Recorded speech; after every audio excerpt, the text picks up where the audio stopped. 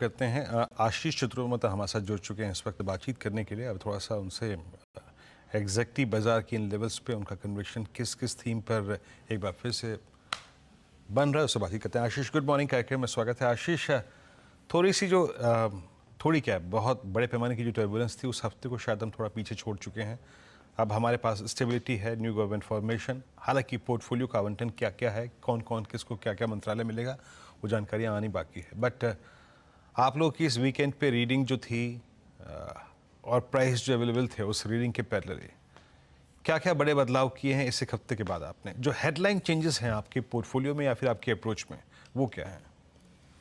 बिल्कुल। तो वीरेंद्र देखिए, बिल्कुल आपने कहा, और ये वोलेटिलिटी कहीं ना कहीं बाजार अब्जॉर्ब कर चुका है। इसको तीन तरीके से आप देखिए। पहले तो वोलेटिलिटी का इंडेक्स जो क्लियरली 32 के जोन से ऑलमोस्ट 16 पे आ गया है, तो clearly volatility significantly cool off हो चुकी है। सेकेंड, आपने देखा कि एक बड़े ड्रॉप डाउन के बाद भी बाजार ने पूरी तरह से उस फॉल को एब्जॉर्ब किया और आज ऑलमोस्ट ऑल टाइम हाई बाजार ने छू लिया। तो ये देखिए कि एक दिन का जो सिग्निफिकेंट प्राइस करेक्शन था उसको बाजार ने आने वाले 3 से 4 ट्रेडिंग सेशंस में पूरी तरह से एब्जॉर्ब कर लिया।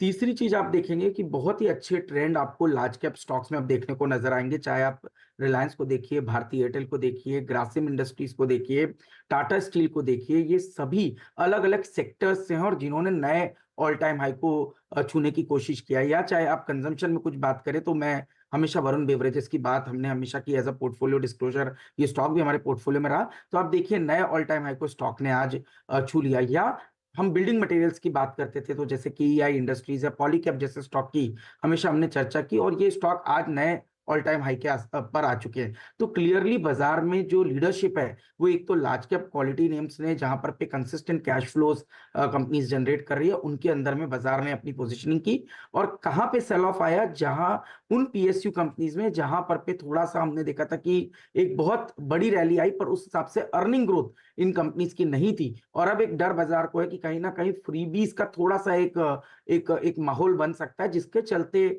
अभी जैसे जो हमारे दूसरे फंड मैनेजर थे उन्होंने कहा भी कि 0.25% हो सकता है अब हम फ्रीबीज की तरफ या थोड़ा सा रूरल इकोनॉमी के पिकअप की तरफ ध्यान जाए, तो उसका एक थोड़ा बहुत डेंट लगेगा। बट मुझे लगता है कि पावर एक ऐसी थीम है जिसपे हम आज भी पीएसयू स्पेस में काफी बुलिश है।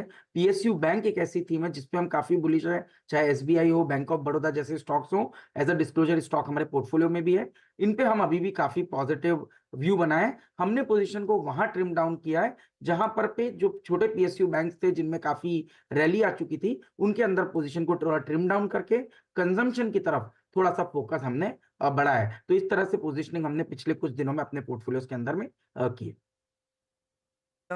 मेजर चेंजेस आते हुए पोर्टफोलियो में।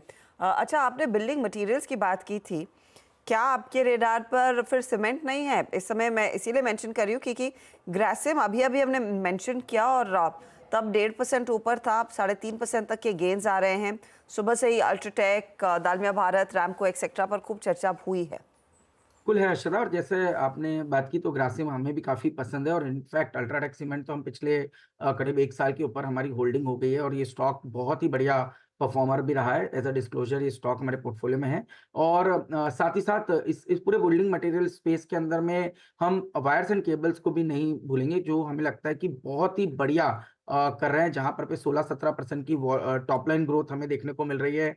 और आप देख रहे हैं कुछ कमोडिटी के प्राइसेस भी करेक्ट हुए, तो इसकी भी एक टेलविंड इस सेक्टर को मिलेगी। तो चाहे केईआई इंडस्ट्रीज, अपार इंडस्ट्रीज या पॉलीकैप को आप देखेंगे तो ये हमारे होल्डिंग में भी है, और हमें लगता है कि ये स्टॉक एक बहुत बढ़िया कंपाउंडिंग स्टोरीज के तौर पर हमें नजर भी आते हैं। बहरहाल इस बीच सचिन जी के जो टारगेट्स थे अल्ट्राटेक सीमेंट पे वो सारे के सारे पूरे हो चुके हैं। इवन दैट आई थिंक 10,600 की जो कॉल ऑप्शन थी उसके टारगेट 440 पे हिट हो चुके हैं। पहले 340 रखा गया था, उसके बाद 440 का जो टारगेट है वो ऑलमोस्ट हिट कर चुका है। सचिन जी, बहुत बेहतरीन रही आज की आपकी पारी और ट्रेड्स आपके जितने भी पिक किए गए काफ़ी शानदार रहे। अच्छा आशीष, अभी इस खेमे पे तो बात हो गई, कंस्ट्रक्शन, बिल्डिंग मटेरियल, और एक दो पॉकेट्स और आई है। आई मीन जिस प्रकार की लीडरशिप एमएनएम ने ली, एमएनएम मात्र मेरे ख्याल से 6-7-8 महीने के अंतराल में दुगना हो गया स्टॉक। ये ऑटोज में स्ट्रेंथ है। कोई एमएनएम जैसी स्टोरी और जो पूरे ऑटो में इस वक्त आपको अच्छी लग रही हो, जो शायद इसी प्रकार के रिटर्न्स दे पाए, not exactly as aggressive as I think am but equal to that, वो क्या होगा? नहीं तो बिल्कुल देखिए वीरेंद्र, हम काफी पॉजिटिव रहे इस पूरे स्पेस में, चाहे मारुति की हम बात करें, चाहे टीवीएस मोटर जो कि हमारा कंसिस्टेंटली हमारे पोर्टफोलियो में इसने जगह बनाई और बहुत ही बढ़िया रिटर्न इस स्टॉक ने भी बना के दी। और मुझे लगता है कि अभी यही ट्रेंड आप Maruti, TVS motor, Bajaj auto जैसे स्टॉक में देखेंगे। बजाज ऑटो खास तौर पर रूरल इकोनॉमी को प्ले करने के लिए मुझे लगता है कि बहुत ही बढ़िया प्ले बजाज ऑटो हो सकता है। तो हमें लगता है कि ये स्टॉक भी बहुत लंबे समय के कंसोलिडेशन के बाद एक अप ट्रेंड इसमें पकड़ा है। तो मैं मानता हूं कि यहाँ पर भी एक सस्टेन्ड रैली आपको देखने को नजर आएगी। तो पूरा जो ऑटो बास्केट है, इसको भी हम एक रूरल इकोनॉमी के पिकअप के लिए प्ले कर सकते हैं। जहां पर पहला इंटरेस्ट तो टू व्हीलर स्पेस में रहेगा, जहां बजाज ऑटो और टीवीएस मोटर रहेंगे। और थोड़ा हमें लगता है कि अगर सिर्फ थोड़ा फोर व्हीलर स्पेस में हम जाए तो हमें लगता है मारुति हमारी टॉप पिक आज भी हम मेंटेन करते हैं। एक टॉपिक बनी रहेगी, ऑटो कंपनियां अच्छे खासे एक्शन में बनती हुई दिखाई दे रही है। अच्छा, आपसे इजाज़त लेंगे अब। आशीष, बहुत बहुत शुक्रिया हमारे लिए समय निकालने के लिए और